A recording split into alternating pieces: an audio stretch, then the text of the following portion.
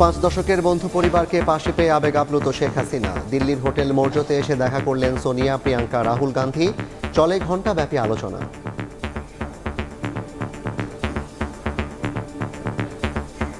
শ্রীলঙ্কার প্রেসিডেন্ট ভারতের ইউনিয়ন মন্ত্রীর সঙ্গে বৈঠকে দ্বিপাক্ষিক সম্পর্ক আরও দৃঢ় করার বার্তা। জুলাইয়ে আবারও হতে পারে ভারত সফর। Next month, Prime Minister is going to Brazil and also to might be Argentina. So I don't know exactly, but it was initially planned next month Prime Minister would come to India. দেখছিলেন প্রধান শিরোনাম। রাতের সময়ে সঙ্গে আছি আমি জাফর সাদিক। এবার অন্যান্য শীর্ষ সংবাদ।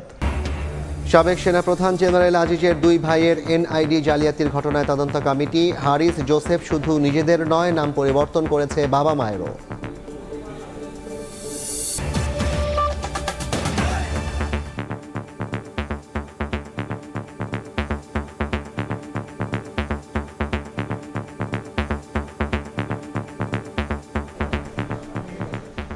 দিনক্ষণ ঠিক না হলেও অচিরেই বাংলাদেশ ভারতের মধ্যে আনুষ্ঠানিক দ্বিপাক্ষিক বৈঠক হবে বলে জানিয়েছেন পররাষ্ট্রমন্ত্রী ডক্টর হাসান মাহমুদ। তিনি জানান, জুলাইয়ে আবারও ভারত সফর করতে পারেন প্রধানমন্ত্রী শেখ হাসিনা। এদিকে সকাল থেকে একগুচ্ছ সৌজন্য সাক্ষাতে অংশ নেন প্রধানমন্ত্রী।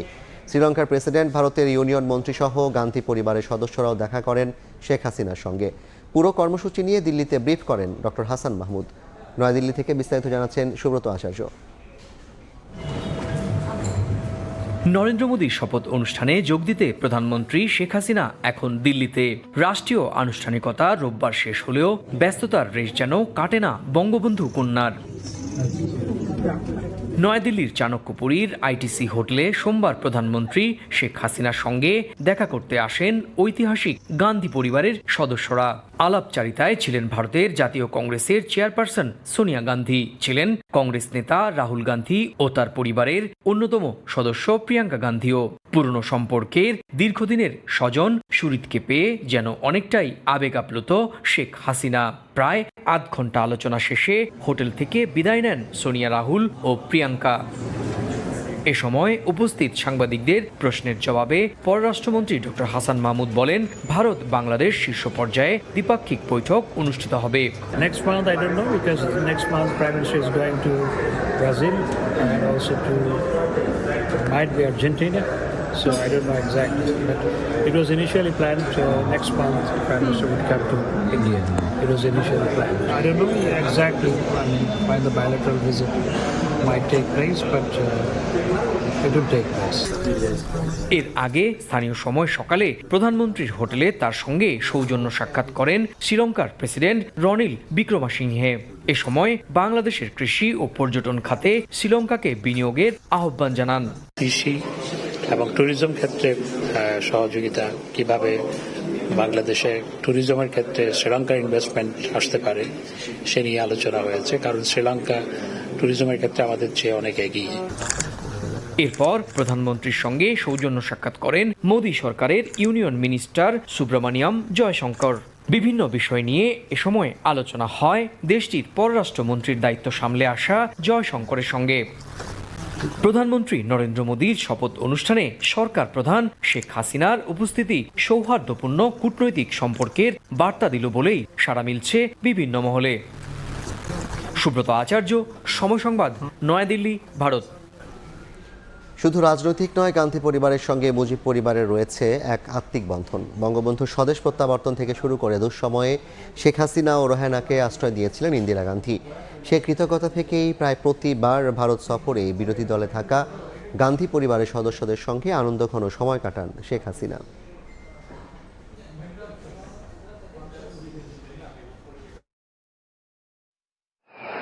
নরেন্দ্র দামোদর দাস মোদী। ভারতের প্রধানমন্ত্রী হিসেবে নরেন্দ্র মোদীর শপথ গ্রহণ অনুষ্ঠানে অংশ নিতে নয়াদিল্লি সফর করেন প্রধানমন্ত্রী শেখ হাসিনা। আনুষ্ঠানিকতা শেষে তৃতীয় দফায় দিল্লির মসনদে বসা মোদীর সঙ্গে দ্বিপাক্ষিক বৈঠকও করেন শেখ হাসিনা। তবে এর পাশাপাশি বিরোধী দলে থাকা কংগ্রেসের শীর্ষ নেতা রাহুল গান্ধী এবং গান্ধী পরিবারের সঙ্গেও সাক্ষাৎ করেন শেখ হাসিনা। জড়িয়ে ধরেন সোনিয়া গান্ধী, রাহুল গান্ধী ও প্রিয়াঙ্কা গান্ধীকে। একে অন্যের সঙ্গে কুশলাদি বিনিময় করেন। এবারের লোকসভা নির্বাচনে কংগ্রেসের সাফল্যের জন্য তাদেরকে অভিনন্দন জানান প্রধানমন্ত্রী। আর সোনিয়া, প্রিয়াঙ্কা ও রাহুল তার স্বাস্থ্যের খোঁজ নেন। তবে এই সম্পর্ক আজকের নয়। বাংলাদেশের মুক্তিযুদ্ধের সময় বঙ্গবন্ধু শেখ মুজিবুর রহমানের পাশে দাঁড়িয়েছিলেন ভারতের তৎকালীন প্রধানমন্ত্রী ইন্দিরা গান্ধী। ভারতের মাটিতে আশ্রয় দেন বাংলাদেশের 1 কোটি শরণার্থীকে। মুক্তিযুদ্ধের সৈন্য অস্ত্র প্রশিক্ষণ দিয়ে সহায়তা, এমনকি স্বাধীন রাষ্ট্র হিসেবে বাংলাদেশকে স্বীকৃতি দেওয়ার ক্ষেত্রেও সবচেয়ে বড় ভূমিকা রাখেন ইন্দিরা গান্ধী। বঙ্গবন্ধুর সঙ্গে ইন্দিরার প্রথম দেখা হয়েছিল 72 সালের 10 জানুয়ারি। তবে তার আগ থেকেই ইন্দিরা গান্ধীর সর্বোচ্চ উদ্বেগ ছিল শেখ মুজিবকে কিভাবে জীবিত ও সুস্থ অবস্থায় পাকিস্তান থেকে ফেরানো যায়। পাকিস্তানের কারাগার থেকে ছাড়া পেয়ে তাই নয়াদিল্লি হয়ে দেশে আসেন শেখ মুজিব। এ তো গেল রাজনৈতিক সম্পর্কের খতিয়ান। সেখান থেকে মুজিব গান্ধী পারিবারিক সম্পর্কে উন্নীত হয় 75 সালে জাতির পিতার হত্যার পর, যখন বঙ্গবন্ধু পরিবারের জীবিত 2 সন্তান কোথায় আশ্রয় নেবেন তার সিদ্ধান্ত নেওয়া যাচ্ছিল না। তখন ইন্দিরা গান্ধী নিজ দায়িত্বে শেখ হাসিনা ও শেখ রেহানাকে আশ্রয় দেন ভারতের মাটিতে। 75-এর 24 আগস্ট দিল্লিতে পৌঁছান বঙ্গবন্ধুর 2 কন্যা। এর 10 দিন পর ইন্দিরা গান্ধীর সঙ্গে দেখা হলে এক পর্যায়ে কান্নায় ভেঙে পড়েন শেখ হাসিনা। শেখ হাসিনার জীবনীকার সিরাজউদ্দিন আহমেদ লিখেছেন, ইন্দিরা গান্ধী হাসিনাকে জড়িয়ে ধরে সান্ত্বনা দেন। 6 বছরের নির্বাসন শেষে দেশে ফেরেন বঙ্গবন্ধু কন্যা। রাজনীতির নানা চড়াই উতরাই পেরিয়ে একটি স্বাধীন রাষ্ট্রের 5 বারের প্রধানমন্ত্রী তিনি। তবে দুঃসময়ে গান্ধী পরিবারের সহযোগিতা আর আশ্রয়ের কথা সবসময় মনে রেখেছেন তিনি। তাই রাষ্ট্রীয় সফরে যতবারই ভারত গেছেন তিনি প্রায় সবসময় কৃতজ্ঞতা জানাতে ভোলেননি গান্ধী পরিবারকে। সোনিয়া, রাহুল কিংবা প্রিয়াঙ্কা যতবারই কাছে পান আত্মিক এক বন্ধনে আলিঙ্গন করেন শেখ হাসিনা। তাজওয়ার মাহমিদ, সময় সংবাদ। মোদির সরকার গঠনের মধ্য দিয়ে ঢাকা নয়াদিল্লির সম্পর্ক আগামীতে আরও গভীর হবে বলে আশাবাদ দুই দেশের তরফেই। রোববার সন্ধ্যায় নয়াদিল্লিতে রাজকীয় শপথ অনুষ্ঠানের পর একান্ত বৈঠক করেছেন প্রধানমন্ত্রী নরেন্দ্র মোদি এবং শেখ হাসিনা। শীর্ষ নেতাদের এই সৌজন্য বৈঠকের পর বাংলাদেশের পররাষ্ট্রমন্ত্রী বলেন, দুই দেশেই একই সরকারের ধারাবাহিকতা বজায় থাকায় সুফল মিলবে দ্বিপাক্ষিক সম্পর্কেও। नरेंद्र दामोदर दास मोदी রাজসিক আয়োজনে রোববার সন্ধ্যায় নয়াদিল্লির ঐতিহাসিক রাষ্ট্রপতি ভবনে টানা তৃতীয়বার প্রধানমন্ত্রী হিসেবে শপথ নেন নরেন্দ্র মোদি। 5 বছর দেশ পরিচালনায় শপথ নিয়েছেন তার ক্যাবিনেট সদস্যরাও। বর্ণাঢ্য রাষ্ট্রাচারের শেষ পর্বে মঞ্চে ডেকে নেওয়া হয় আমন্ত্রিত 7 দেশের অতিথি সরকার ও রাষ্ট্রপ্রধানদের। এ সময় প্রতিবেশী বাংলাদেশকে প্রাধান্য দেয়া নরেন্দ্র মোদি প্রধানমন্ত্রী শেখ হাসিনার সঙ্গে সংক্ষিপ্ত কুশল বিনিময় করেন, খোঁজ নেন একে অপরের। এরপরই উৎসবমুখর রাইসিনা হিলের রাজকীয় বাঙ্কোয়েট হলে রাষ্ট্রীয় ভোজসভায় যোগ দেন প্রধানমন্ত্রী শেখ হাসিনা সহ আমন্ত্রিত অতিথিরা। রাষ্ট্রপতি দ্রৌপদী মুর্মু এবং নতুন প্রধানমন্ত্রী নরেন্দ্র মোদি স্বাগত জানান সবাইকে। সবচেয়ে কাছের, সবচেয়ে বিশ্বস্ত প্রতিবেশী বন্ধুরাষ্ট্রের সরকার প্রধানকে আনুষ্ঠানিকতার ফাঁকে আলাদাভাবে গুরুত্ব দিয়েছেন প্রধানমন্ত্রী নরেন্দ্র মোদি। সৌজন্য এই বৈঠকে উপস্থিত ছিলেন প্রধানমন্ত্রী কন্যা সাইমা ওয়াজেদও। দুই নেতাই নতুন করে ফিরে পেয়েছেন প্রধানমন্ত্রিত্ব, তাই আগামীর অগ্রযাত্রাও কিভাবে ত্বরান্বিত হবে সেসব নিয়েও হয় আশাপ্রদ আলোচনা। হাসিনা মোদি শীর্ষ বৈঠকের পর নয়াদিল্লিতে ব্রিফ করেন পররাষ্ট্রমন্ত্রী ডক্টর হাসান মাহমুদ। তিনি জানান, একই সরকারের ধারাবাহিকতা দুই দেশেই, ফলে আগামী শুধুই সম্ভাবনার। তৃতীয়বারের মতো ভারতের প্রধানমন্ত্রী নির্বাচিত হওয়ায় তাকে অভিনন্দন জানান। বাংলাদেশে যাওয়ারও আমন্ত্রণ জানিয়েছেন। বাংলাদেশেও একই সরকার, ভারতও একই সরকার, সুতরাং কাজের ধারাবাহিকতার ক্ষেত্রে কিছু সুবিধা রয়েছে। বাংলাদেশ ভারত বিদ্যমান সম্পর্ক আগামীতে আরও দৃঢ় হবে, আপাতত সেই বার্তাই দিচ্ছেন পররাষ্ট্র সংশ্লিষ্ট নীতি নির্ধারকরা। দেবাশিস রায়, সময় সংবাদ।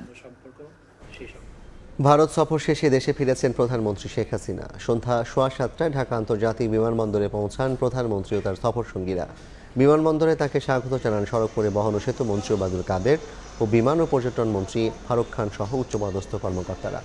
এর আগে শনিবার নয়াদিল্লিতে ভারতের প্রধানমন্ত্রী নরেন্দ্র মোদীর শপথ অনুষ্ঠানে যোগ দেন শেখ হাসিনা। পরে রাষ্ট্রপতি ভবনে শেখ হাসিনা ও নরেন্দ্র মোদী একান্ত বৈঠক করেন। দ্বিপাক্ষিক সম্পর্ক আগামী দিনে আরও দৃঢ় করার আশা জানান দুই প্রধানমন্ত্রী।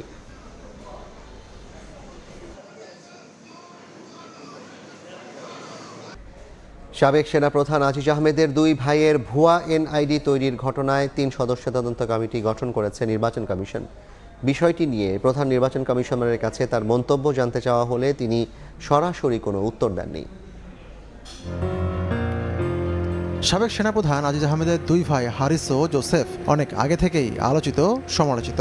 সেই বিতর্কের আগুনে ঘি পড়ে যখন যুক্তরাষ্ট্র নিষেধাজ্ঞা দেয় জেনারেল আজিজকে। বহুবিধ অভিযোগের মধ্যে অন্যতম অভিযোগ হলো আজিজের দুই ভাই ভুয়া তথ্য দিয়ে একাধিক এনআইডি তৈরি করেছেন। শুধু নিজেদের নামই নয়, পরিবর্তন করেছেন বাবা মার নামও। তোফায়েল আহমেদ ওরফে জোসেফ নেন দুটি আইডি, যার একটি আসল নামে, অন্যটির নাম দেন তানভীর আহমেদ তানজিল, আর হারিস আহমেদ এনআইডি নিয়েছেন মোহাম্মদ হাসান নামে। বাংলাদেশের আইনে মিথ্যা তথ্য দিয়ে এনআইডি করা এবং একাধিক এনআইডির মালিক হওয়া দুটি অপরাধ। অভিযোগ আছে এই অপরাধে সহায়তা করেন সাবেক সেনাপ্রধান জেনারেল আজিজ আহমেদ। দেরিতে হলেও বিষয়টি আমলে নিয়েছে নির্বাচন কমিশন। এ ঘটনায় 3 সদস্যের একটি তদন্ত কমিটি করেছে তারা। এই বিষয়টা নির্বাচন কমিশনের নজরে এসেছে এবং নির্বাচন কমিশন এই বিষয়ে একটা তদন্ত কমিটি গঠন করেছে 3 সদস্য বিশিষ্ট। আমাদের যুগ্ম সচিব নির্বাচন ব্যবস্থাপনা 1 এর নেতৃত্বে একটা তদন্ত কমিটি গঠন হয়েছে এবং তাদেরকে এই বিষয়টা তদন্ত করে প্রতিবেদন দিতে বলা হয়েছে। সোমবার নির্বাচন কমিশনে আয়োজিত একটি সংবাদ সম্মেলনে এ বিষয়ে সিইসির কাছে জানতে চাওয়া হয়। তবে সুনির্দিষ্টভাবে আজিজের ভাইদের নিয়ে কোনো মন্তব্য করেননি তিনি। যিনি এনআইডি পাসটা করছেন উনি অপরাধ করছেন, কোনো না কোনো ফাঁক ফোকর দিয়ে অপরাধ করার সুযোগটা সে পেয়েছে। কিন্তু তিনি যে নির্মল ব্যক্তিত্ব, আমরা তো সেটা বলছি না, কোনো সাফাই করি না, তার বিরুদ্ধে তদন্ত কমিটি হয়েছে। এদিকে হারিস ও জোসেফের পাসপোর্ট জালিয়াতির অনুসন্ধানে সংশ্লিষ্ট দপ্তরে চিঠি দিয়েছে দুদক। আতিকুর রহমান তামাল, সময় সংবাদ, ঢাকা। তানজিম সাকিব ও তাসকিনের দাপুটে পারফরমেন্সে টপ অর্ডার হারিয়ে বিপাকে দক্ষিণ আফ্রিকা। এই মুহূর্তে নিউ ইয়র্কের নাসাউ কাউন্টি গ্রাউন্ডে আছেন রিপোর্টার সাজিদ মুস্তাহিদ। ম্যাচের সবশেষ তথ্য জানতে আমরা সরাসরি যাচ্ছি তার কাছে। সাজিদ,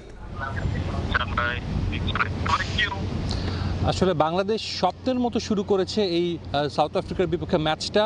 শুরুতেই কিন্তু তানজিম সাকিব প্রথম ওভারে উইকেট তুলে নেন, এরপর তার সেই উইকেটের ধারা কিন্তু অব্যাহত ছিল। বাংলাদেশ এরই মধ্যে 4 উইকেট তুলে নিয়েছে এবং সাউথ আফ্রিকা আমরা জানি যে তারা খুব হেভি তাদের ব্যাটিং লাইন আপটা। তারা 38 রানের কিন্তু মধ্যে এরই মধ্যে 4 উইকেট হারিয়ে ফেলেছে। বাংলাদেশের জন্য বলা যায় এটা একটা স্বপ্নের মতো শুরু। বাংলাদেশ কখনোই কিন্তু সাউথ আফ্রিকাকে টি-20 ফরম্যাটে হারাতে পারেনি। আমরা যতটা জানি ওয়ার্ল্ড কাপেও কিন্তু বাংলাদেশ কখনোই তাদের বিপক্ষে কোনো জয় পায়নি। সো বাংলাদেশের জন্য আজকে একটা ভালো একটা অপরচুনিটি এটা, তারা যদি গ্র্যাব করতে পারে।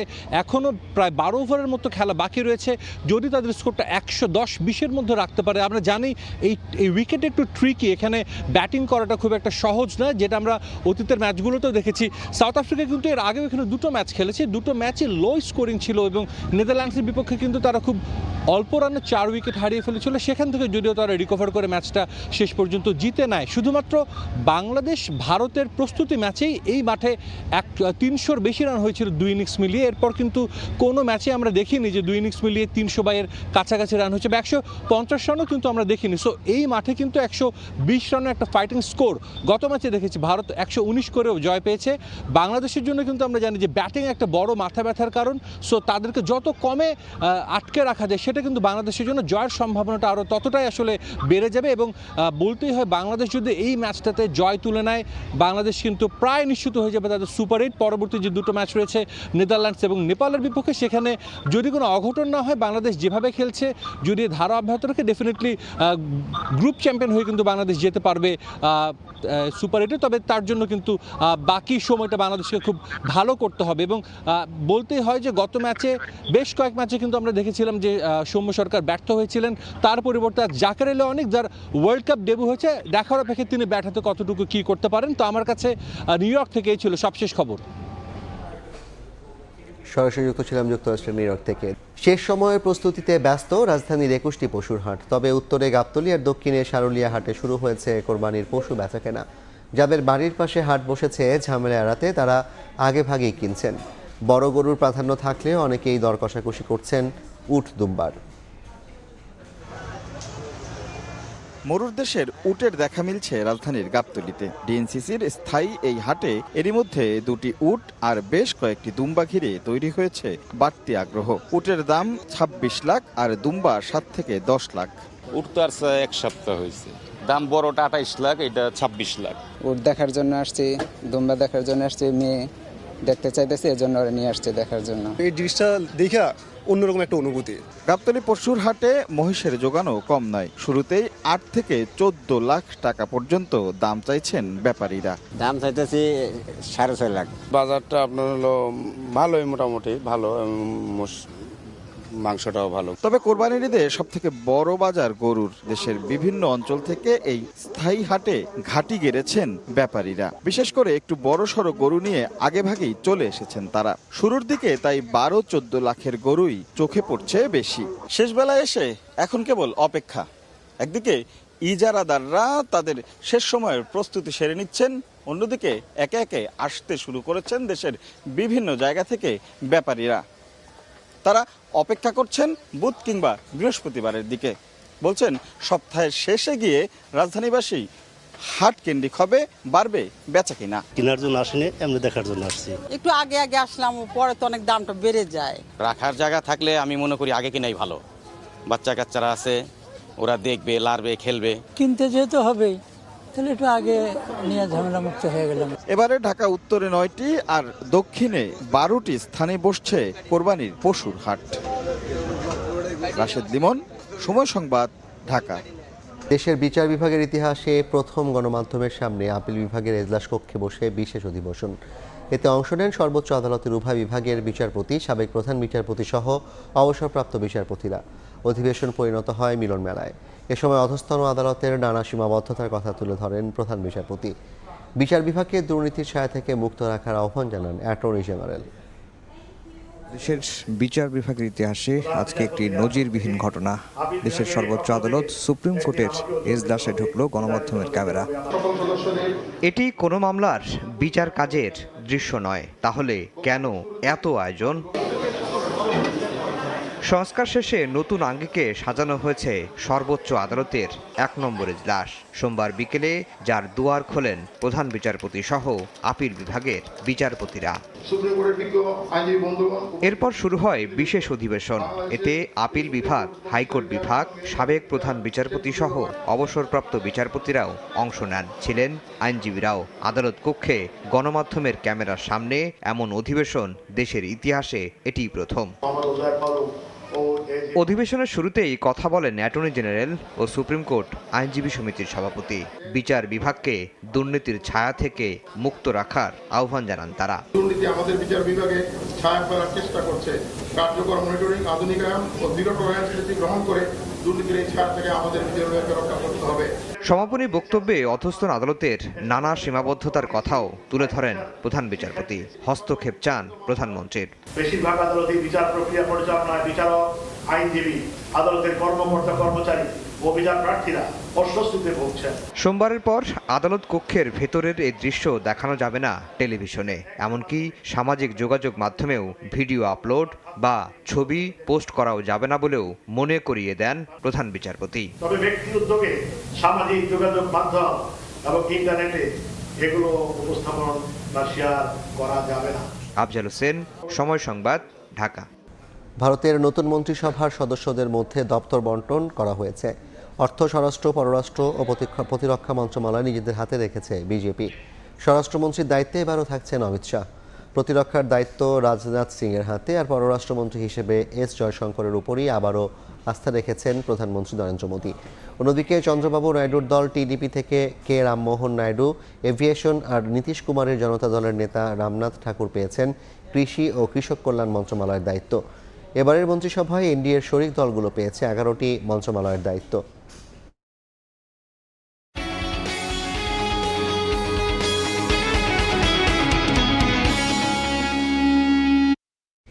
বাংলাদেশের আমদানি রপ্তানি বাণিজ্যে নতুন ইতিহাস সৃষ্টি করেছে চট্টগ্রাম বন্দর। পতেঙ্গা কন্টেইনার টার্মিনালে বিদেশি জাহাজ ফেরানোর পাশাপাশি কন্টেইনার হ্যান্ডলিংয়ে বাংলাদেশে আনুষ্ঠানিক কার্যক্রম শুরু করলো সৌদি আরব ভিত্তিক প্রতিষ্ঠান রেড সি গেটওয়ে। এ নিয়ে অন্তত $1 বিলিয়ন বিনিয়োগ করল সংস্থাটি। সাক্ষাৎ ত্রিপুর ক্যামেরায় কমলদের রিপোর্ট।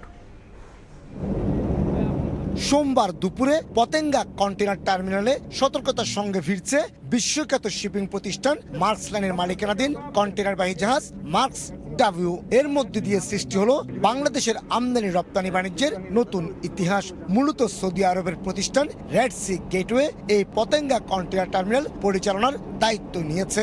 মার্স ডাব্লিউ জাহাজে সিঙ্গাপুরগামী কন্টেইনার তুলে দিয়ে নতুনভাবে দায়িত্ব শুরু করলো তারা। এর আগে চট্টগ্রাম বন্দরে কখনো সরাসরি বিদেশি বিনিয়োগ আসেনি। অর্থনৈতিকভাবে আমরা অনেক বেশি লাভবান হব, খুব ভালো বিদেশি ডলার আমরা পাচ্ছি এবং পাবো আগামী 20 থেকে 22 বছর।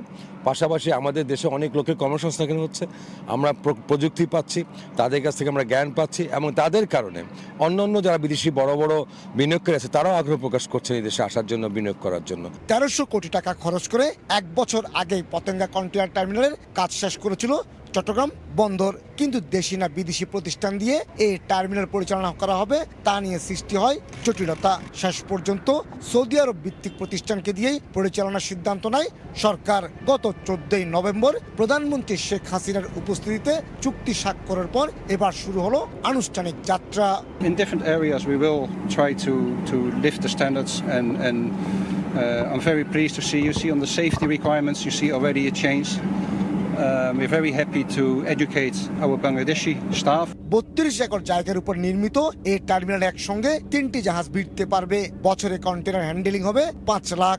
আর চুক্তি অনুযায়ী 22 বছর সৌদি আরবের প্রতিষ্ঠানটি এই টার্মিনাল পরিচালনা করবে। বহুল আলোচিত এই পতেঙ্গা কন্টেনার টার্মিনালে এই বিদেশি জাহাজ বেরোনোর মাধ্যমে বাংলাদেশের আমদানি রপ্তানির বাণিজ্যে সৃষ্টি হয়েছে নতুন ইতিহাস। আর বন্দরের ইতিহাসে প্রথমবারের মতো আসলো বিদেশি বিনিয়োগ। চট্টগ্রামের পতেঙ্গা কন্টেনার টার্মিনাল থেকে কমল দে, সময় সংবাদ। বিশ্বকাপে টস জিতে ব্যাট করতে নেমে টাইগার বোলারদের দাপটে টপ অর্ডার হারিয়ে বিপাকে পড়ে দক্ষিণ আফ্রিকা। তবে ক্লাসেন ও মিলার জুটিতে এখন দারুণভাবে ঘুরে দাঁড়িয়ে আছে তারা। এই ম্যাচ বড় পর্দায় দেখতে টিএসসিতে জড়ো হয়েছেন হাজারো সমর্থক। সেখানকার পরিস্থিতি জানাতে সরাসরি যুক্ত হচ্ছে রিপোর্টার তারেক হাসান শিমুলের সঙ্গে। শিমুল, যেভাবে আসলে শুরুটা করেছে 4টা উইকেট তুলে নেওয়ার পরে আসলে এখনই কিন্তু একটা ভালো পার্টনারশিপ করে নিয়েছে সাউথ আফ্রিকা এবং কি নাসাউয়ের উইকেটের কথা বারবার বলতে হয় এবং কি দর্শকরা এখানে যারা খেলা দেখছেন তারাও কিন্তু একটা আশঙ্কা করছেন যদি কোনো একটা বড় স্কোর আসলে গড়ে দেন সেক্ষেত্রে কিন্তু একটা বাংলাদেশের জন্য বড় চ্যালেঞ্জে তৈরি হয়ে যাবে। কারণ এই উইকেটে আমরা এখন পর্যন্ত যে ম্যাচগুলো হয়েছে বিশ্বকাপের সেই ম্যাচগুলোতে দেখেছি যে লো স্কোরিং ম্যাচ হয়েছে। গতকালকেও একটি ম্যাচ হয়েছে ভারত পাকিস্তানের মধ্যে 119 রান করেছিল ভারত এবং সেই রানটাও কিন্তু টপকাতে গিয়ে 6 রানে হেরেছে পাকিস্তান।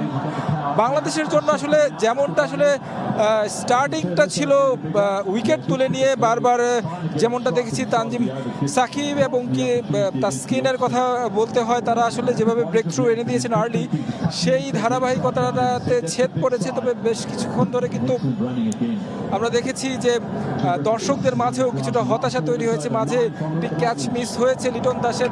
অনেক দর্শক আসলে বলছিলেন খেলার মোড় হয়তো বা এখান থেকে ঘুরে যেতে পারে, কারণে সাউথ আফ্রিকার মতো দলের বিপক্ষে যখন এ ধরনের ক্যাচ মিস হবে তখন কিন্তু প্রতিপক্ষ দলকে কিন্তু বিপদে পড়তে হবে এবং কি সেটাই হচ্ছে। আসলে দেখা যাচ্ছে ক্লাসেন এবং কি মার্করাম তারা কিন্তু আসলে কিছুদিন আগে আইপিএল খেলে এসেছেন, দুর্দান্ত ফর্মে ছিলেন এবং কি সেই ফর্মটা কিন্তু এখানে দেখাচ্ছেন।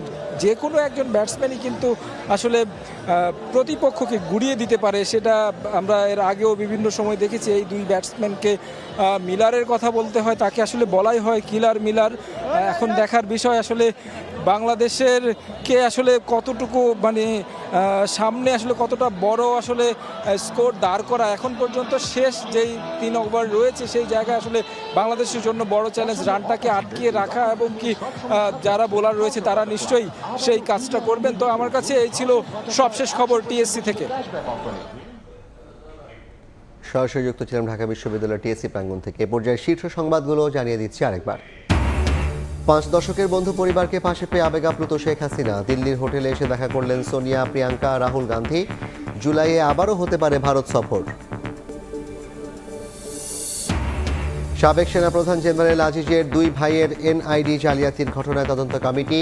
হারিস জোসেফ শুধু নিজেদের নয়, নাম পরিবর্তন করেছে বাবা মায়েরও।